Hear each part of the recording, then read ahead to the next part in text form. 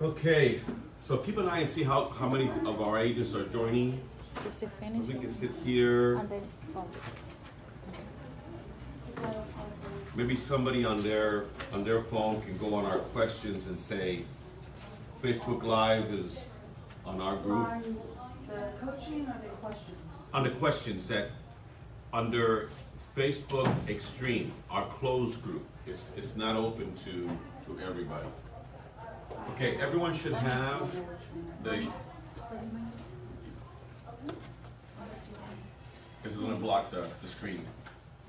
Everyone have a buyer broker agreement in front of them? Yes. Okay, all right, so you guys can go ahead and fill it along in the way. Okay. So, by the looks of the number of folks that we have here, and I thank you all for being here, there's a whole lot of our team members that have no problem losing money when their buyers end up buying through somebody else.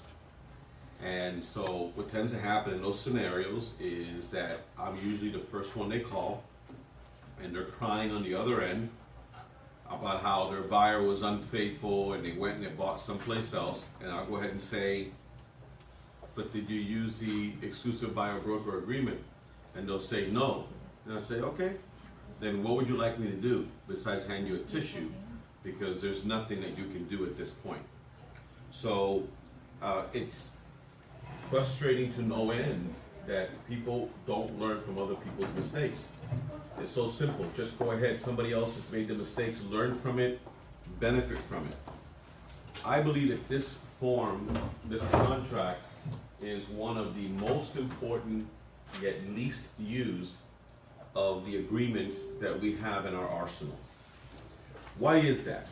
Given the benefits to using this agreement, which essentially protects you in several different scenarios, which we're going to cover, why is it that people don't use it? The number one reason, aside from maybe somebody saying, I didn't even know it existed, is that agents don't feel that they don't have enough confidence in their own ability and their own value that they can get someone to sign this.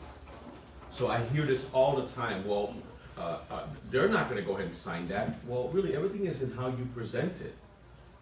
So if you've been attending some of the sessions that I've been doing, I've been talking a lot about the importance of a buyer interview. I don't know if that's a good idea or not. Okay, no. I'm not really that concerned about the screen because obviously Facebook, you get one of these forms in front of you, you can go ahead and do that. But one of the things that, heck, I don't even know where I was now. So what are we talking about? Oh, besides, the buyer interview is that when you do the buyer interview, you have an opportunity in that buyer interview to establish credibility with the customer or the prospect. By the time you're done, if you do it properly, they should be like, please tell me you're willing to work with us. And then when you introduce this form at that time, you have very little resistance to it. Now there's different strategies in how to use this form. We'll talk about it. But the name of the game is that you understand how it protects you, and here's what's even more important, how it protects the customer. The mistake I always see agents making is present this to a customer, a prospect, and say, the reason why I want you to sign this is I'm worried that you're going to betray me, and this way I'm covered no matter what. And let's see how many of them are just going to jump up and say, well, that's my main mission in life, is to make sure you're okay. But if you present it from their standpoint as to why it's a benefit for them to use, and as we go through the language, you'll see that there's benefits to them, then you're going to get far less resistance. Ultimately, it comes down to, do you have a value proposition? Do you feel comfortable with what you bring to the table, that you'll go ahead and be able to convince the person that there's reason for them to go ahead and do that? I don't know how far I can instill that in you. Ultimately, as I've been talking and sharing dialogue with you the past several days, you got to practice it in the mirror until you believe yourself. And if you are going into your first presentation to introduce this form and you're acting very unsure and you're not really coming across confident, well, obviously they're not going to be eager to go ahead and sign it because you're not creating value there. So you have the exclusive buyer broker agreement. Now there's several in Form Simplicity that you can use. The one that you use is the one that is as a transaction broker, because there's one that has no brokerage, there's one for single agent, and there's one for transaction broker. Well, we operate as transaction brokers. So we start with the beginning, the parties to the transaction. Now, on all the other contracts that we do, you're used to the parties being the seller and the buyer and the seller. Well, this one's a little different. In this case, the parties are, notice the top line says buyer or buyers, and then the second line says broker. So in that space, you put Xtreme Realty Team. So buyer goes to the top, and then what happens is, technically speaking, where it says real estate broker / office, that really should be my name on the left. But here's what I prefer you do. Go ahead and put your name on the left, on that second line here, as the real estate broker, and then Xtreme Realty Team. Because this way we're establishing that the relationship is really with Xtreme Realty Team, but this is where you're inserting your name as the real estate broker. That term is used often interchangeably with the agents. If you put Tony Martinez and Xtreme Realty Team, you would also be correct because I am the broker of the office. But there's an area that you go ahead and put your name. Because as I'm looking through this here, all right, scratch what I just said. Put Tony Martinez or leave that blank and just put the office. Because that's the information it's asking, okay? Let's look at the wording. Buyer grants broker the exclusive right to work with and assist buyer in locating and negotiating the acquisition of suitable real property as described below. The term acquire or acquisition includes any purchase, option, exchange, lease, or other acquisition of an ownership or equity interest in real property. So it really does protect you even to go as far as somebody that's going to lease a property. Can I use this for rentals as well? Technically you can, but I wouldn't. At the end, it's not going to really carry teeth. Speaking of teeth, there's some agents, and at one point we even had this where it was like a buyer loyalty agreement, right? A buyer loyalty agreement may be something that makes them feel compelled by honor's sake to work with you, but a buyer loyalty agreement has no legal teeth. This is a legally binding contract. And it must be presented that way, and they must understand what it is that they're signing. So, legally binding contract. So basically they're giving you the exclusive right to work with them to acquire real estate.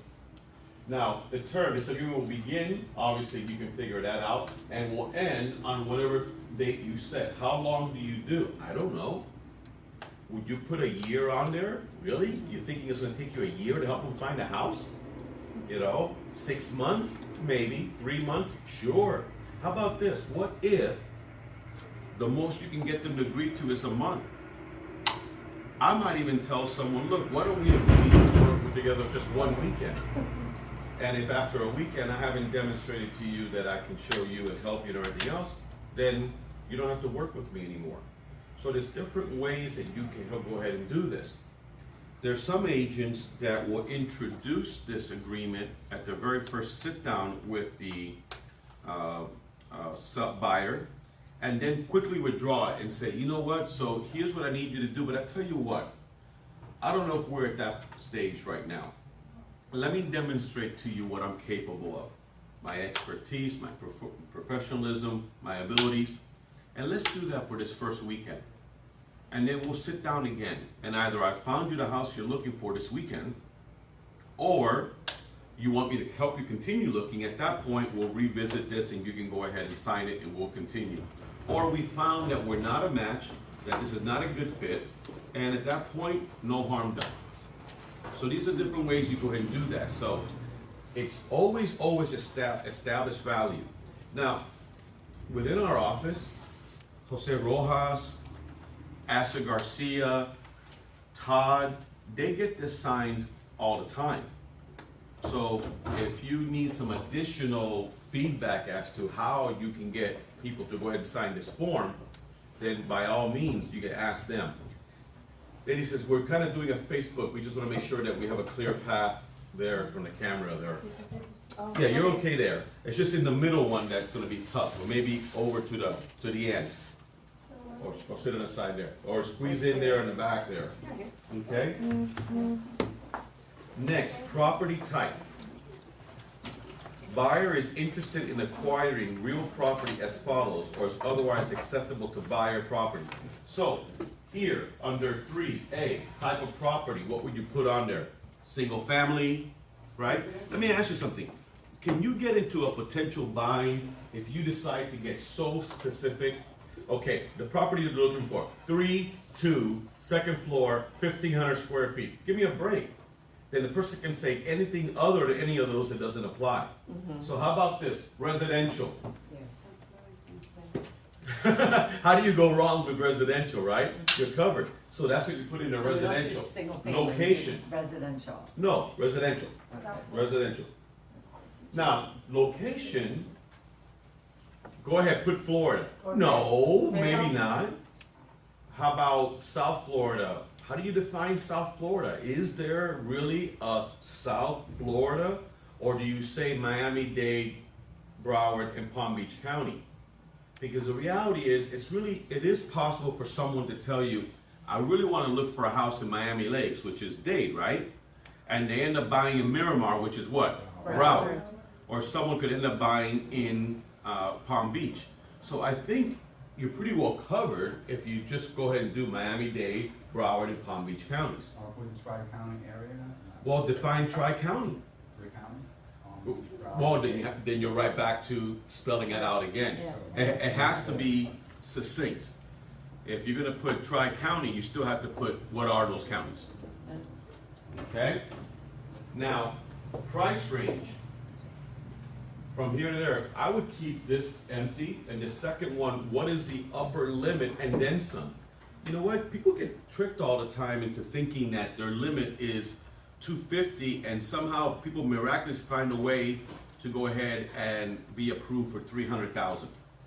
So I would imagine that at the time that you're getting this signed, you've already had them pre-approved by someone, or soon to be, and you're going to have a number on the top end. So even if I don't have it quite defined yet, if they're telling me based on their budget it's a $250,000 home, I'll put 400,000. I'm covered because there's no way they're going to be able to afford more than 400,000. So again, I'm keeping it broad enough that nobody can nickel and dime me later. Now, buyer has been pre-qualified or pre-approved. You can elect to check either one of those. I can't stand pre-qualified. I think that's garbage. I think it's worthless. It should always be pre-approved. It's optional if you want to put who is pre-approved by or not. Okay, the amount, the same thing. Preferred terms and conditions. Less is more. Nothing tells you have to fill in every single here. Maybe the condition might be the property must have some particular feature. Property must have a pool. Property cannot have a pool. Property must have something, but make sure it's easily definable. You can't say property must have large yard. How do you quantify that? You can't quantify that. Any questions on any of that so far? So let me ask you this. So what I need some of you guys to do is, if you're looking at Facebook yourselves, because obviously I'm not using my phone here, go into our Facebook page, the not Xtreme headquarters, but the closed group for Xtreme.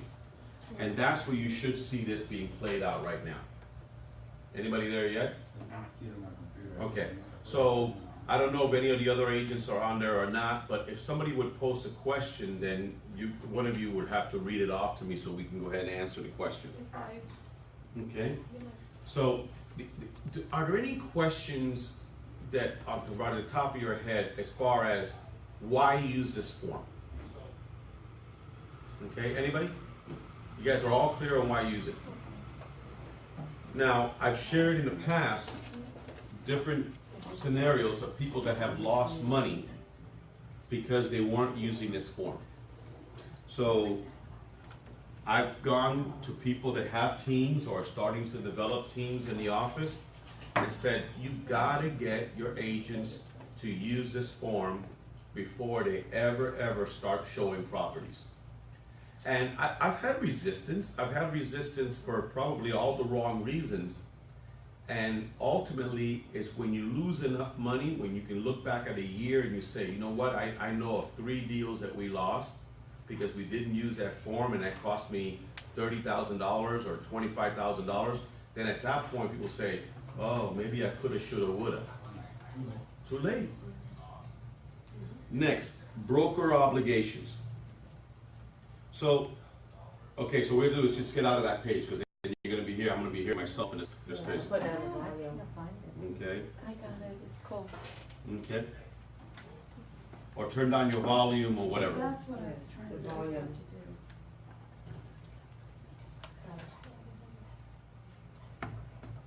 To protect the consumer, it has to clearly define what your role is in this equation as well.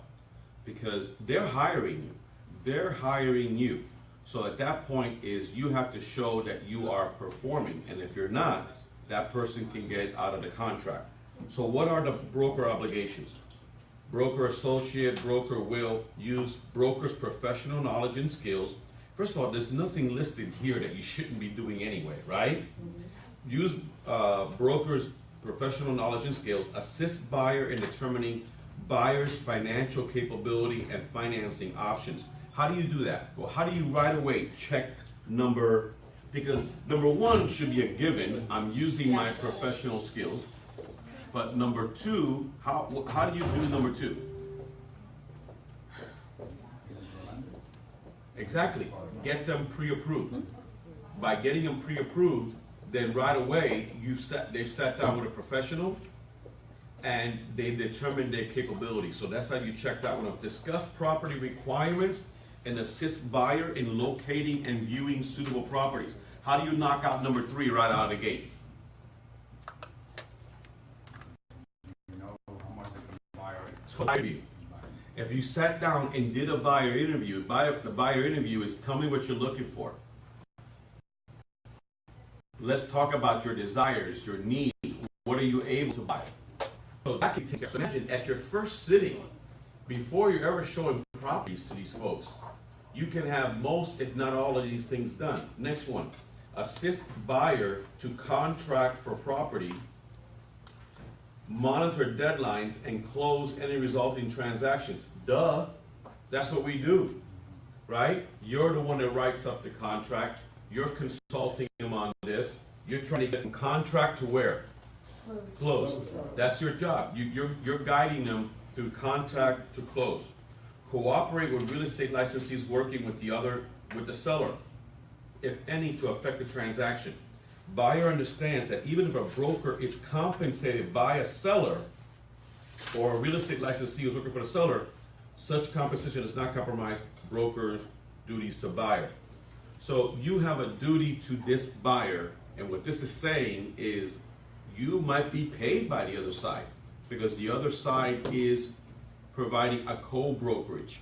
It doesn't mean that means that your responsibility to the buyer is no longer there.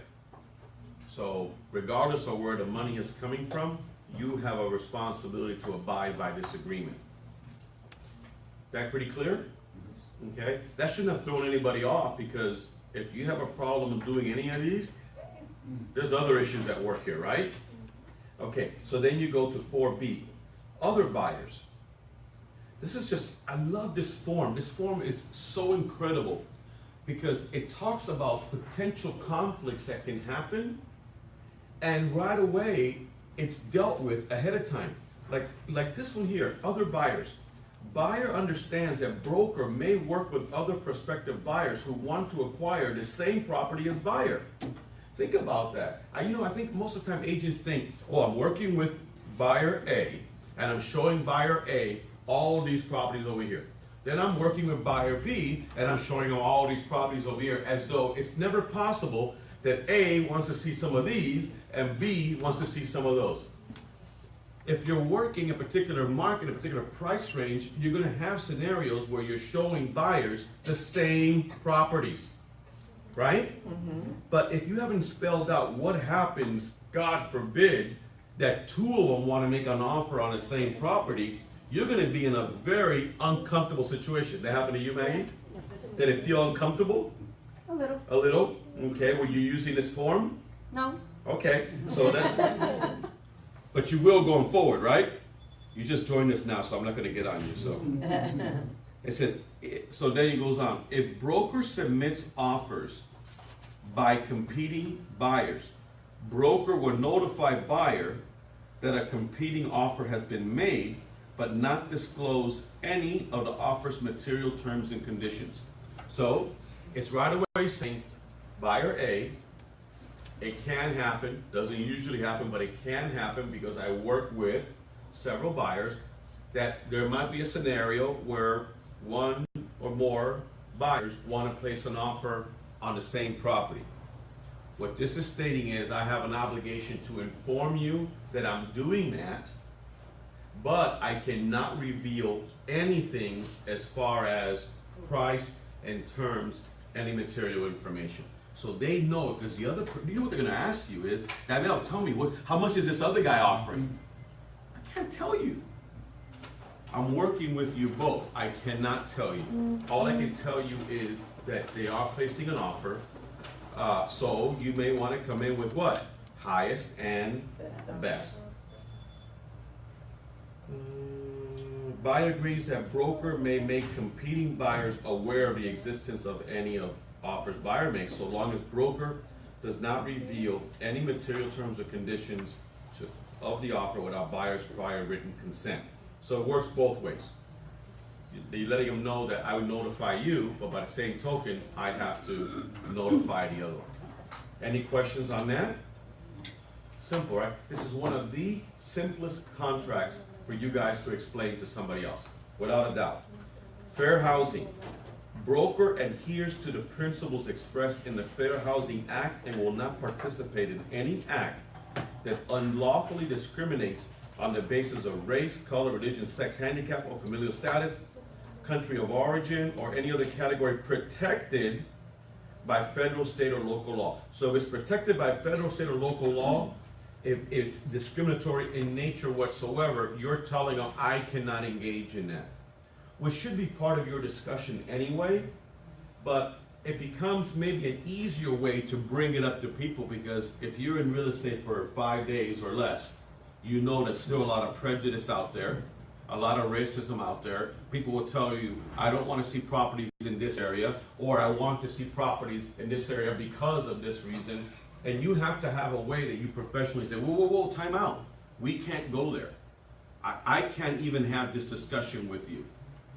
That doesn't enter into the equation whatsoever. And you're covered, right? Any questions on that? Good. Service providers. Oh, I love this, because from time to time, you're going to refer people from a lender to a title company to a handyman to any number of people. So are you potentially at risk in doing that? Well, maybe, but this provides a level of protection for you, because it says, service provider. Broker does not warrant or guarantee products or services provided by any third party whom broker, at buyer's request, refers or recommends to buyer in connection with property acquisition. So in essence, that's kind of like a hold harmless when working with third parties. What do you think? Good so far? Yeah. Any questions on page 1? All right, please. Okay, Right up under where it says the buyer and the broker, Mm-hmm. because you made some changes. What is it, real estate broker, and then it's your name slash? Yeah, because to be technical, I'm the real estate broker, so this agreement is really between them and me, with you being the agent over here at the back, the real estate associate. Okay. So that's where your So information. instead of, Extreme Realty Team, it's Tony. Well, it's Martinez. both. It's Tony Martinez, and then notice it says office under the other side there, Xtreme Realty Team. Okay. If you want to add your name on there next to mine as well, go for it. It's just technically, my name should be there, you know, because it says broker, and you can also put a plus sign and then your name to it. The reason I say is because it's a little confusing, because I see, It says broker, so name, my name here, your name, my name together here, and then office, Xtreme Realty Team there. okay, so what's up underneath that? Because it says real estate broker, and then there's a blank line slash, another blank line that says, oh, that No, goes no, above, yeah. that's This is on the the buyer. top. Okay, Yeah, buyer goes here, okay. our information goes there. I thought that was another entry. Okay, Mm-mm, never no. mind. Thank Okay, you. and back to the location thing again, because Mhm. I was looking at something else while you were talking about that. The location, you said we can't put a specific area. Well, you can, but how does that benefit you? Right, so what was the range, how were we supposed to word that? Well, I put the 3 counties, Miami-Dade, Broward, Palm Beach County, Okay, and that should cover you just fine, right? just write it Yeah. all out. I wouldn't, Don't if you put tri-county. Miramar, Pembroke Pines, and they buy in Davie, Right, you're not protected. Because the person says, no, I didn't violate the terms of our contract, my contract was only for Miramar and Pembroke Pines. Now, the person goes off and buys something in Orlando, no, you're not protected, but then you should have done a little bit better qualifying if it went from looking in Miami Lakes to all the way in Orlando. In the case Uh-huh. if they actually change their mind, they wanna buy in Orlando as well, we have to do it. Redo that, yeah, just amend it. Go ahead and add Orlando into that area, which is actually Orange County, and then you can go ahead, add it, and then they can initial, and you're good. Lake Placid, Henderson County, No, Lake Placid is Highlands County. Highlands County. Highlands County. So, we're gonna do a little bit of role playing when this is all done, because I wanna make sure you guys are ready. Let's just cover the mechanics, right? So then you see at the bottom of page 1, there's a place for the buyer to initial, and then there's a place for me to initial and you to initial. So what happens is when this is properly done, the agents are sending this to me via dot loop. They put me in where I'm supposed to sign. So it's like every week I'll get, you know, a notification from dot loop that Jose or Astrid needs me to initial and sign. Takes me less than 30 seconds to go through it and do it. Okay? Can we do it in form simplicity? Well, for simplicity, if you paid extra for the electronic signature. Yeah. All right, so now we go into page 2 and we go into the buyer's obligation. Your buyer broker and company this agreement, including conducting all negotiation efforts related to a property only through broker and referring to broker all inquiries of any kind from real estate licensees, property owners, or other source. So we're supposed to be working together. You've hired me, don't work against me. If your neighbor walks up to you and says, I may have someone that's interested in the property, don't look at this as an opportunity how you can cut me out of the deal, because you can't. Get that information over to me, let me do what I'm good at, screening that person, getting them pre-approved, that kind of stuff. If buyer contacts or is contacted by a seller or a real estate licensee who is working with a seller or views a property unaccompanied by broker, buyer will, at first opportunity, advise the seller or the licensee that buyer is working with and represented exclusively by broker. So, here's what tends to happen, and this is so controllable. You are working with someone. Even if you're not in an exclusive relationship, which you should be, all of your buyers should be given a stack of cards. And you should go over with them a scenario that's all too common. And that is, you're gonna be driving home, you're gonna be driving back, and you're gonna see an open house sign. And you're not gonna be able to resist yourself. You're gonna pull over, and you're gonna see it. and you're gonna walk in. And I'd rather you contacted me first, so I can even tell you that property is suitable or available or whatever, but forget about doing it the right way. You're gonna go in. I have fun with this and say, so here's what I want you to do. I want you to take out a business card, mine, so you have them hold up one of your cards and say, as soon as you walk in the door, you hand that to the agent and say, hi, I'm being represented by this agent here. Would it be okay if I looked at the property? And you're training them, you're guiding them on, right from the get-go, say, I am being represented by another agent.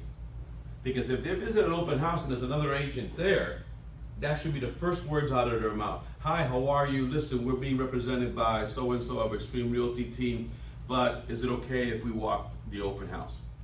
And they should have absolutely no problem with that whatsoever. Now, what you want when you're working on open house or you're working with someone, you want to ask a very simple question, and that is, are you being represented, are you in an exclusive relationship with any other real estate broker?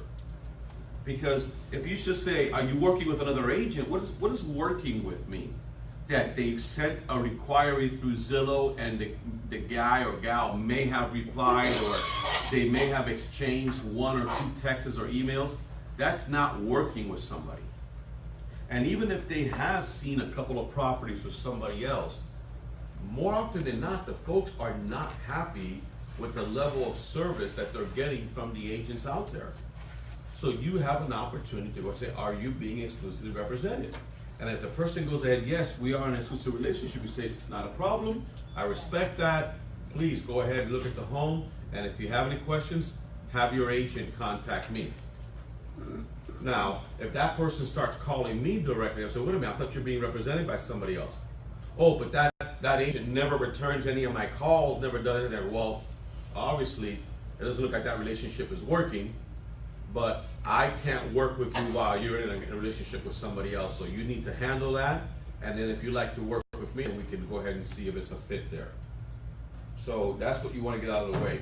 So next, B, providing broker with accurate personal and financial information requested by broker in connection with ensuring buyer's ability to acquire property.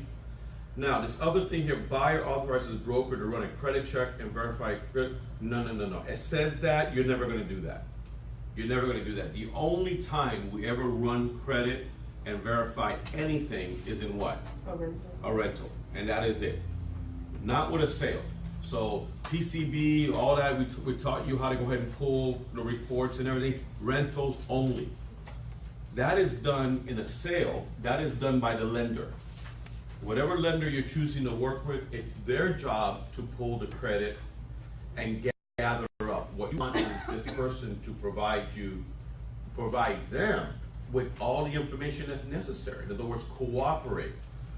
You know, tell us everything you got going on. Don't withhold information that we find out later on and it hurts the whole process.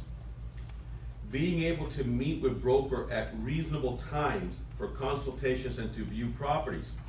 Well, one of the things that you have to be really careful, and you say reasonable times, it's not really clearly defined, but could anyone argue that them asking you to meet them at the property at 11:30 at night is reasonable? No. So that's one of the things we're trying to give is we don't want someone to say, well, you weren't doing your end of it. Well, why weren't you doing my end? Because every time I called you and I wanted to go see a property, you said no. I go, but you wanted to see it at midnight. Okay? Not a vampire. I'm not usually out around at that time. Okay? So there's protection there. And that goes to basically establishing expectations. Indemnifying and holding broker harmless from and against all losses, damages, costs, and expenses of any kind, including attorney fees, and from liability to any person that broker incurs because of acting on your behalf. So basically, more coverage for us that if something happens while we're performing the duties, we are being held harmless. Okay? So if we're going out there and showing them property, and as a result of them showing property, they trip and fall at that property.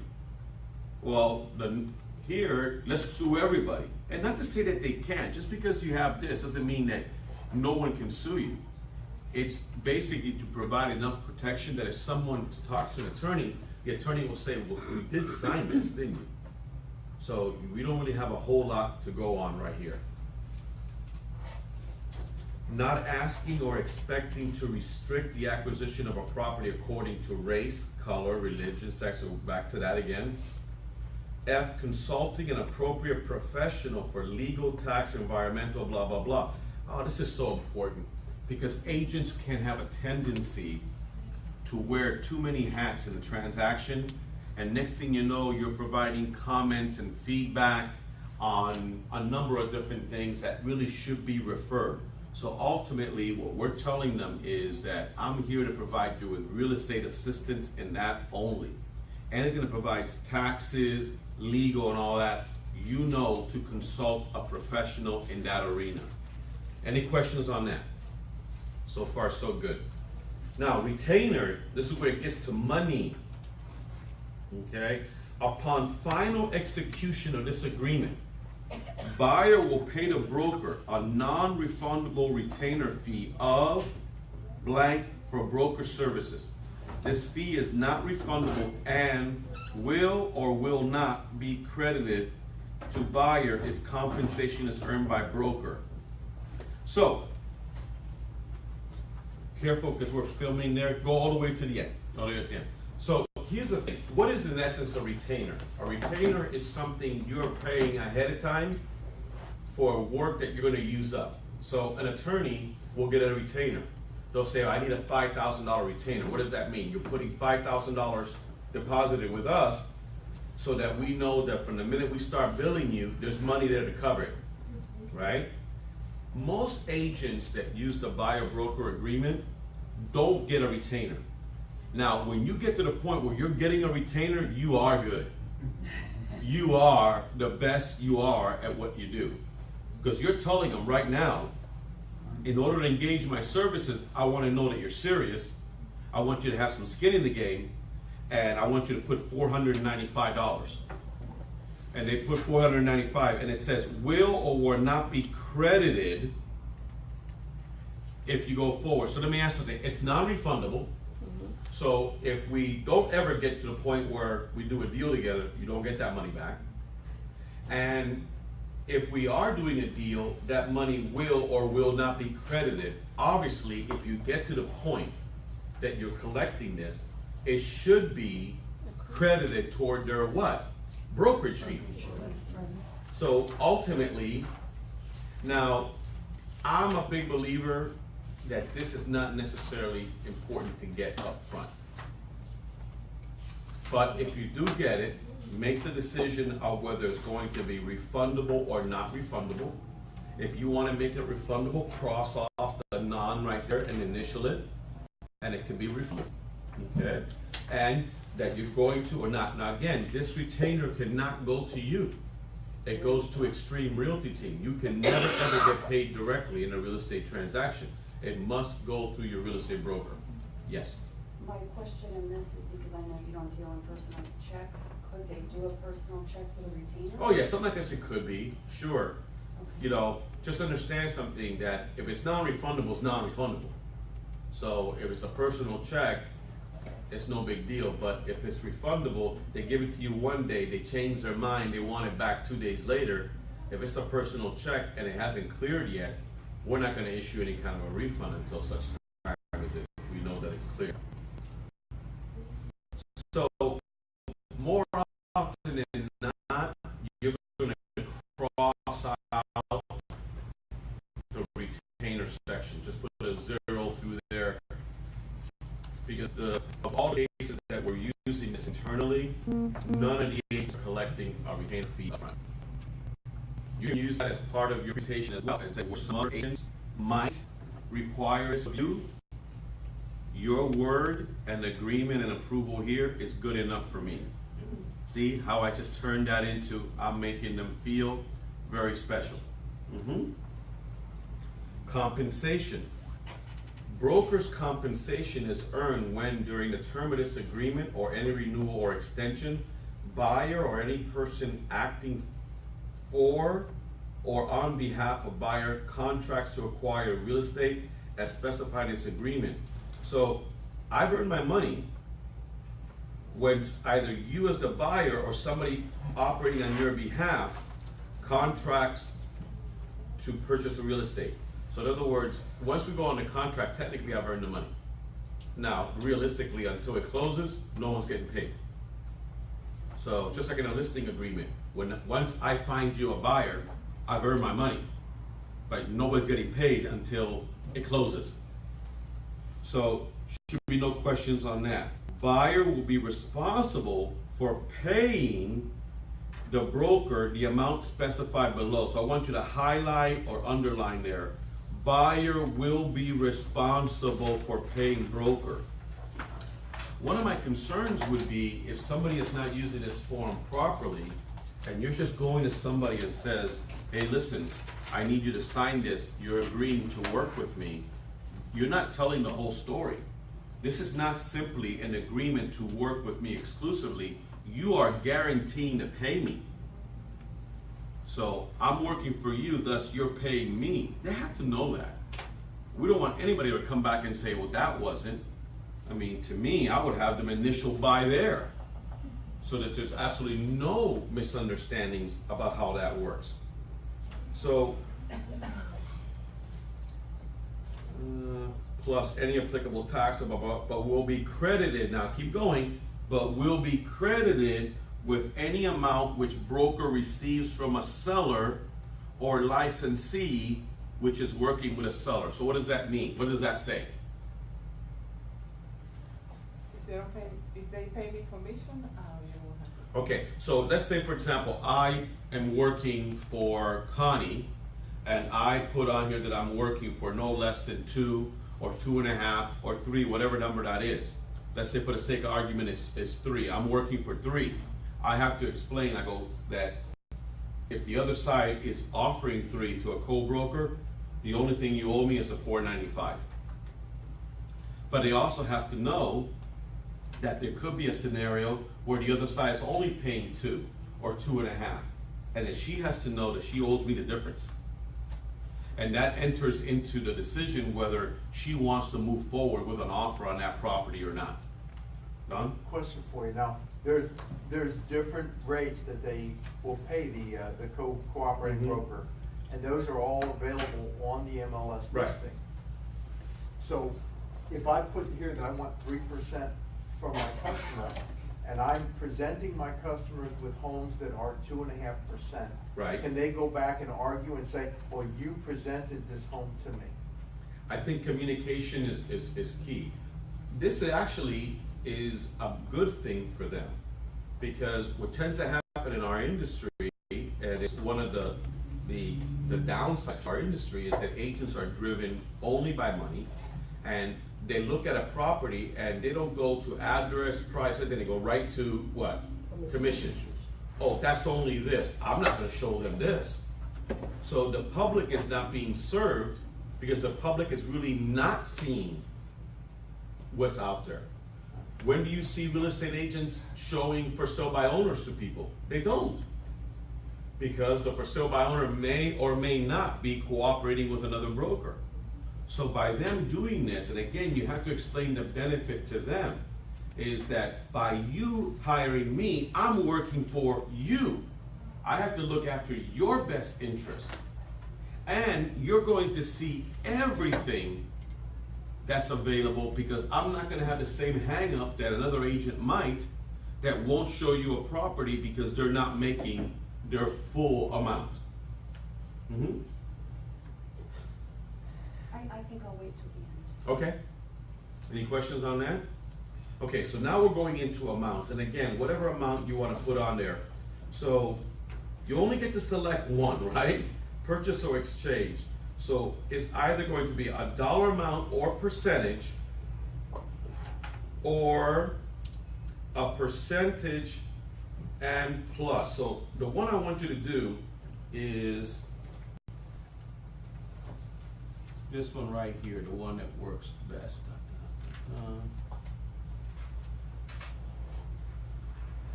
See, you don't wanna work for a flat amount, that's usually not the case, right? Right. You could put a percentage in there, and that would be okay, but wait a minute. What about the brokerage fee? So if you went ahead and you put, say, 3 here, and you put plus $4.95, you'd be covered now, wouldn't you? Yes. And that's what you want. I do have a question. You said for, if it's a VA, we put $4.95 transaction. Right, well, no, the VA can't even sign Right. this. No, I understand, but what I'm saying is, can we get in the habit of just using the terminology transaction No, fee? no, we call it a brokerage fee. Okay. Yeah, and there's other reasons to explain that, but we call it a brokerage fee. So the case in this here, when you're working, you bring up a good point, a VA buyer can't pay a broker. The money cannot come from them. So this would not carry teeth as far as being able to collect from them. Now, you can use it as a demonstration of, are they willing to commit to working with you, but you can't go after them. Oh, so it's for the dollar amount, you wouldn't put anything? Well, let me take that back. Here's the thing. Let's look at it this way. I'll take that back. So you're working with a VA and they sign this. You're saying I'm working for X% plus $4.95. You find a property that they want to buy that's paying less than that. They can't pay the difference. The VA loan program does not allow them to pay anything in brokerage fees. So if your deal is for 3 and you find a property for 2, they wouldn't be allowed to cover those spread anyway, much less the $4.95. However, you're working with a VA, they sign this, they turn around and buy through somebody else, and they basically disregard the agreement and violate the contract. At that point, and I'll verify with legal, they would owe you that money because they're not buying a property through you. They violated a contract and they owe you that money. That's my first impression, but I'll have to verify that. Because keep in mind, they bought through somebody else. What you're now trying to do is go after them to recover what the commission. What I have to get verification from counsel, it says, well, it's still a commission, right? Yeah. Well, they can't pay it because they're a VA. And I'll argue, yeah, I understand they can't pay it when they're using it to pay, when they're using a VA loan. So let's not confuse something. You're selling to a veteran, right? You're representing a veteran, and a veteran is not using the VA loan program. They can fill this out just fine, because it's only when you're using the VA loan program that they can't pay a brokerage fee. If they're buying conventional, they can. If they're buying FHA, they can't. So it's not the fact that they're a veteran or military, it's the loan program, VA, doesn't permit that. I had to clarify that because I know some folks are going to go, oh, they're confused the two, right? All right, so then it goes on to, if you want to, and this is why you could use this in a lease scenario as well. Good luck, but you could use this in a lease scenario where you're saying you have to guarantee that I'll get, half of 1 month's rent or option. 99% of the time, you're not using it for those purposes, so you're just crossing that out. Okay. Buyer default. Buyer will pay broker's compensation immediately upon buyer's default of any contract to acquire property. So let me give you an example. Let's say you have them fill out this form and they go out to a new home construction site and they walk in, whether they were ever asked or not, it doesn't matter. They buy through somebody there. You're find out. The first thing you're going to do after maybe even calling me is you're gonna contact that new home developer and say, but you now owe me, you gotta, they're gonna say, no, I don't owe you nothing. This deal is between you and the buyer. This has nothing to do with us whatsoever.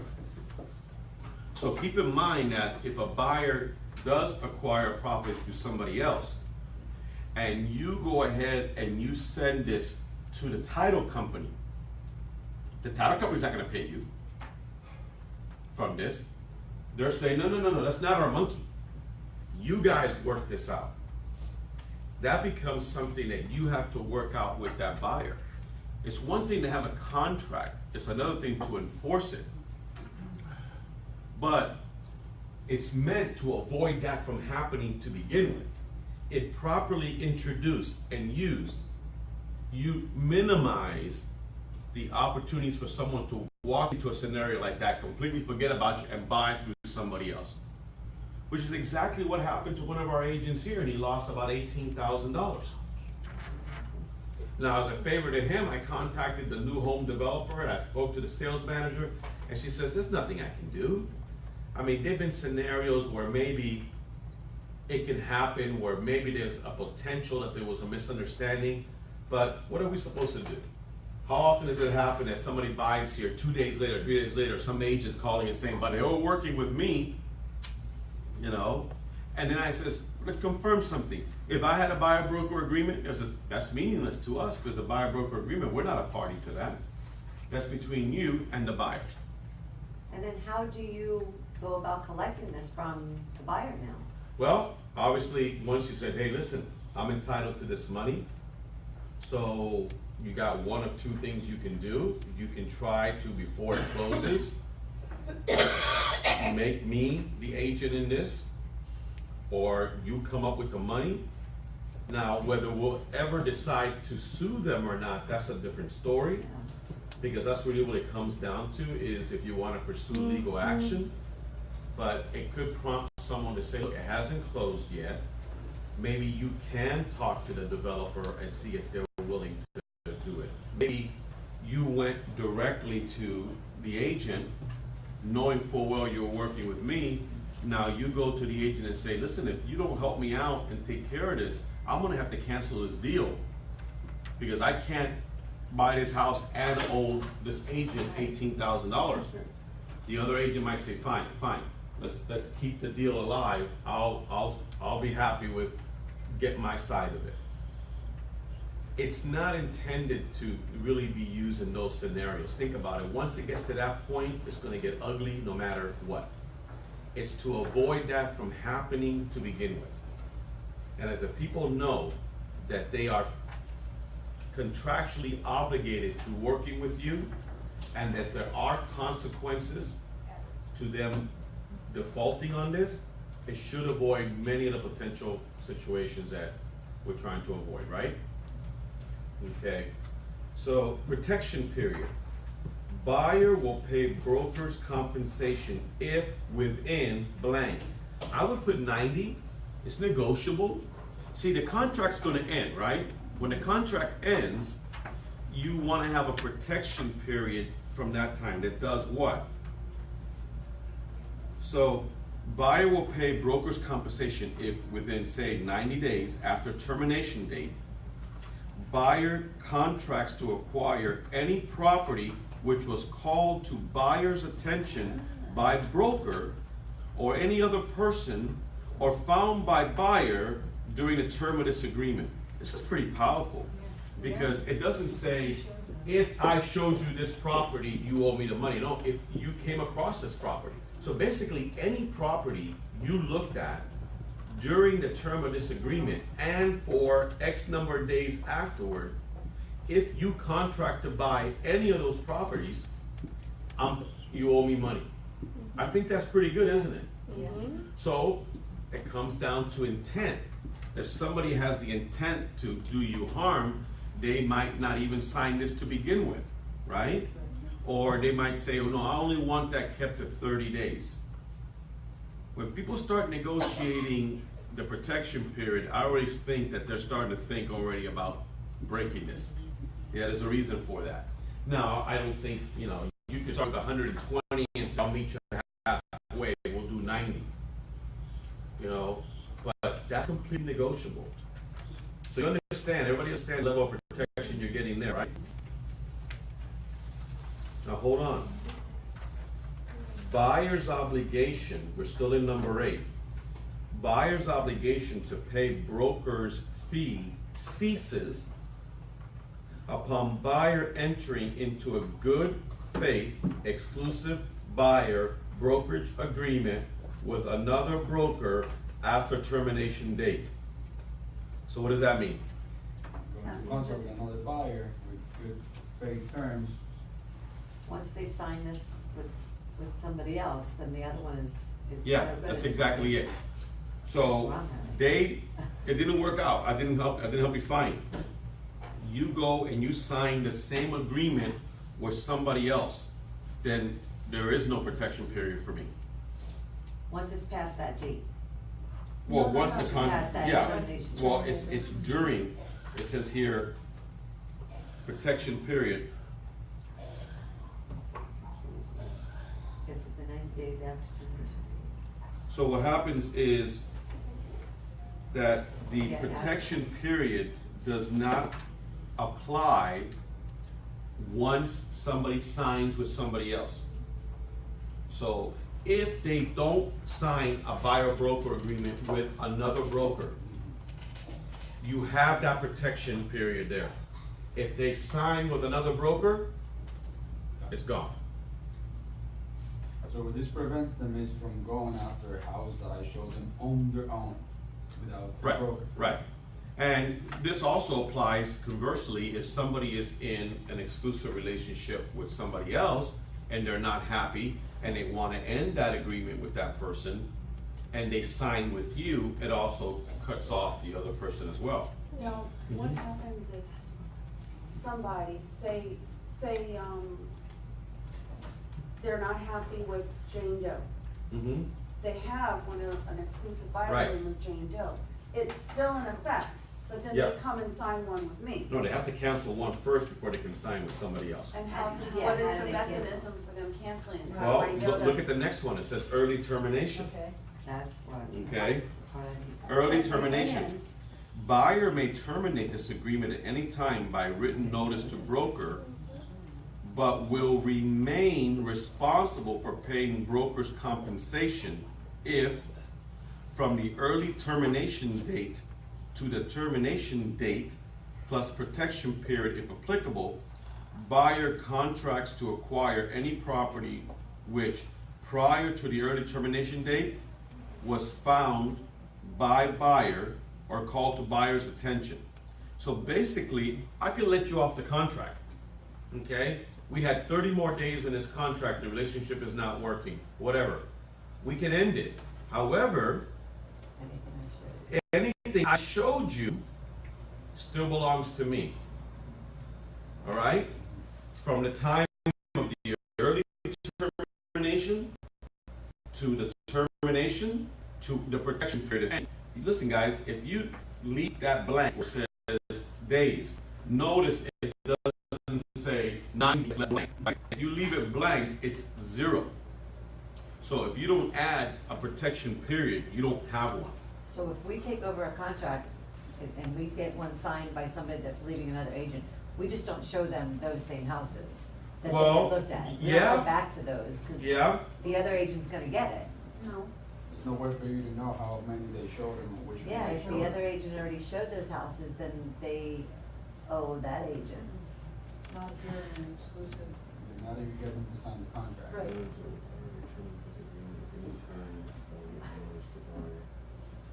That's where I'm at right now. Well, no.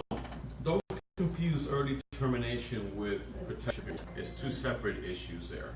So what happens is, what you said is correct, Robin, that if you are coming on board in that scenario, then you need them to let you know which properties were shown by somebody else, because that is not covered there, okay? The protection period and early termination are two different things. Notice that under early termination, it doesn't say at the end of it, And if you sign with somebody else, then it goes away. It doesn't say that. So basically, this is a two-dimensional thing, right? It says, all right, buyer, cancel in time. Can't force you to work with someone you're not happy with. So to cancel, you have to give written notice. That's cool. However, any properties that were shown to you continue to still be protected properties. So if they want to go work with somebody else and they show them everything but any of these, that's cool. But if you end up going full circle and making an offer on any of these properties during that timeline, that's a different story. Now, it also says that, let's say I want to get out of this thing. I'm miserable. I can't stand these buyers, okay? It says broker may terminate this agreement at any time by written notice to buyer, in which case buyer will be released from all further obligations. So if you are the one doing the canceling of the agreement, they're free. You know, that's the trade-off. Now, everything is negotiable. Somebody's really unhappy, someone says, I can't stand you, anything else, I want an unconditional release here. You can state that if you want, and it becomes an unconditional release. But usually, there is that period there. So, I don't believe in making this longer than it should, all right? So, I think that 3 months is probably a good number. If you can't get them into a home in 3 months, something is not working. There are too many factors working against you there. So you got the 3 months for the agreement, which goes up in a heartbeat. Then what's considered a decent protection period? 60 to 90 days. 60 to 90 days should be fine. I don't want this to be so punitive that it defeats the whole purpose of it. We just want this to be something that's a benefit to you, not necessarily a punishment to the other side. We're good?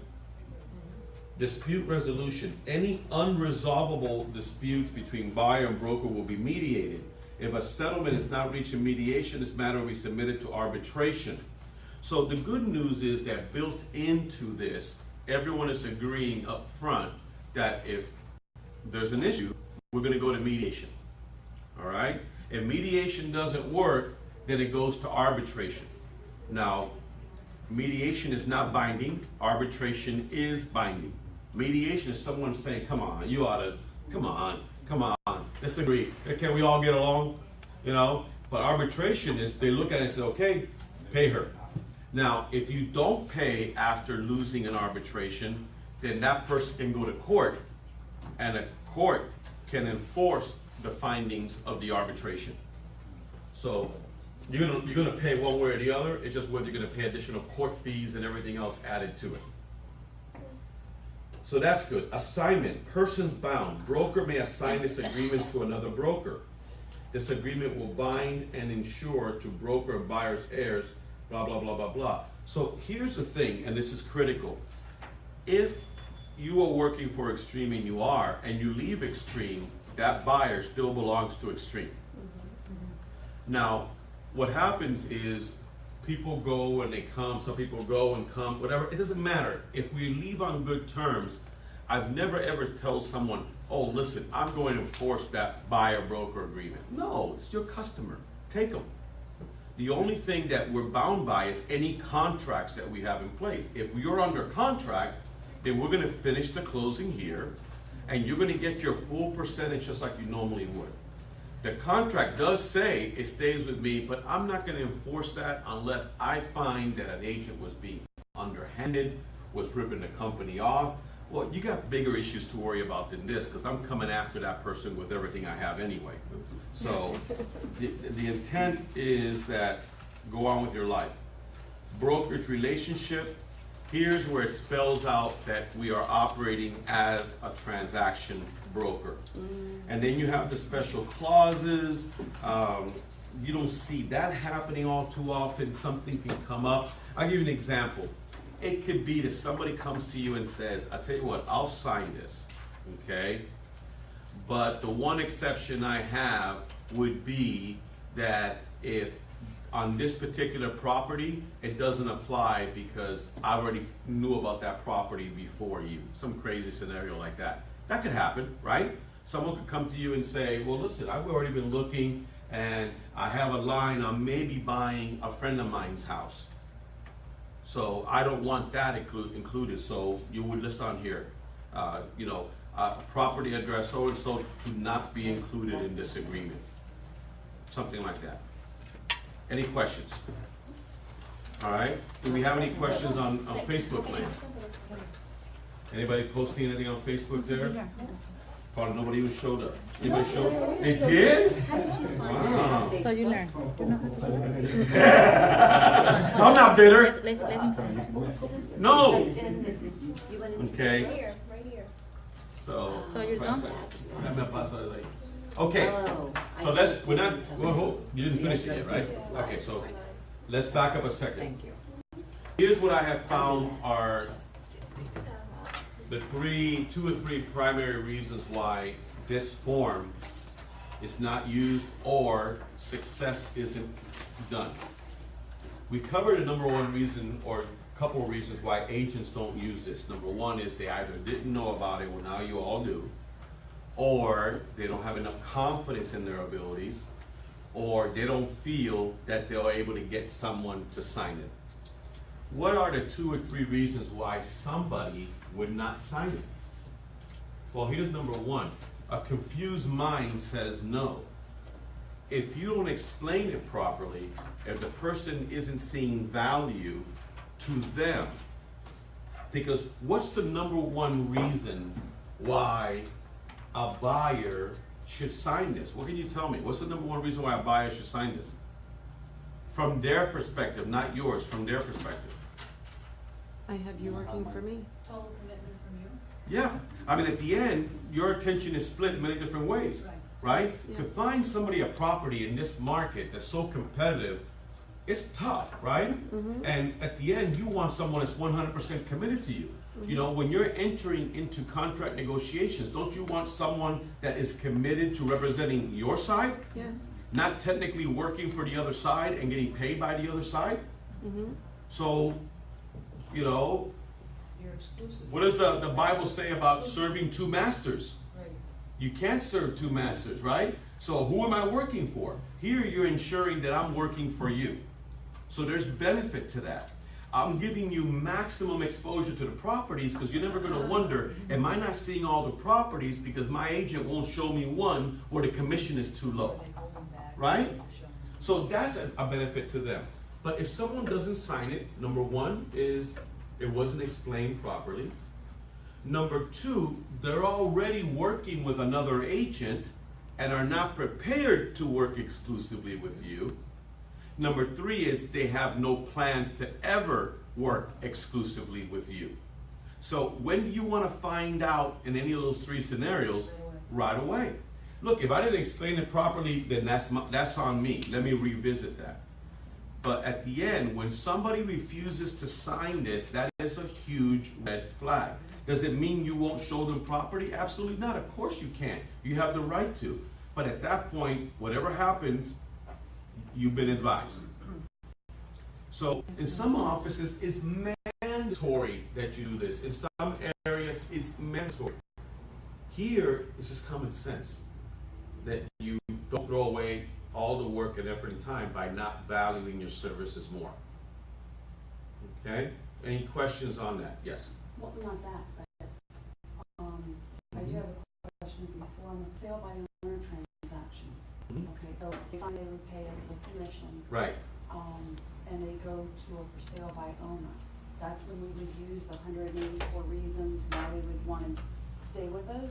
Well, no, if the buyer is going to a for sale by owner, I mean, most for sale by owners are willing to cooperate with the other side anyway. So what you're doing is you're writing up the offer and you're putting on the special additional terms. Seller to pay Xtreme Realty Team a commission of blah, blah, blah. All right, so whatever you're collecting from them offsets what they owe you. But the beautiful part is that may be the home of their dreams.